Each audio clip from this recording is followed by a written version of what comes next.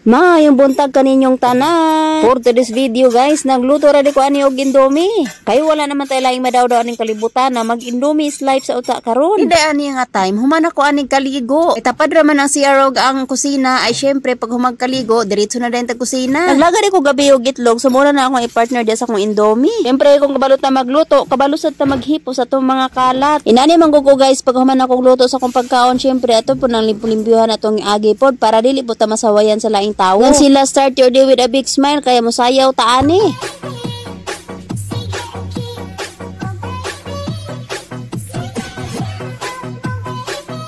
Kaya human naman tagsayaw, magtimpla na sadta sa atong kape. Pampagana ra ko to sa kabuntagon guys. Inanara ng teknik ana para ba mas malipayon ang kinabuhi. Kini atong kinabuhi guys, hinulaman ra ni kas ara ta mabuhi sa kalibutan mo nang atog yun ay enjoy. Magsayo magtimpla na taan nig kape kay aron na natay mahigop. Na shout out day ko aning kape namo nga hapit na mahurot Lord. Mintag makakuha palita pod si amo kay para na po mi pang kape. Sa una tig palitan man kog kape kay wala man gud kape nya karon kay nagpagawas man si amo aw kami na poy mo kape. Para tamis ang atong panginabuhi butahan sa natog asukal then syempre butahan natog creamier ang atong gatas. Kinalagyan mag-practice tag-endorser aning Angkor o shoutout Angkor beke naman. Basta kani akong gitimpla guys 3 in 1 na ni siya kaya na sugar, kape ug nanagyan na siya gatas o di ba 3 in 1 na. Kaya na kompleto naman ang atong 3 in 1 bubuan na dayon nato nag-init kayong tubig kanag yung nag-aso-aso ba para lami kay ang higop. Basig miingon mo nga nagamugtok yung ganang panahon na kailangan naman si kog katawang ako ra isa. Kaya nag-magic po ko ana, nag-magic po ko kamuray kahibalo. Naman to bubuog tubig nga init kayo ay ato na dayon nang imikos-mikos para makahigop na dayon ta mainitan ang atong tiyan ba. Kung ginatong mikos-mikos kara bang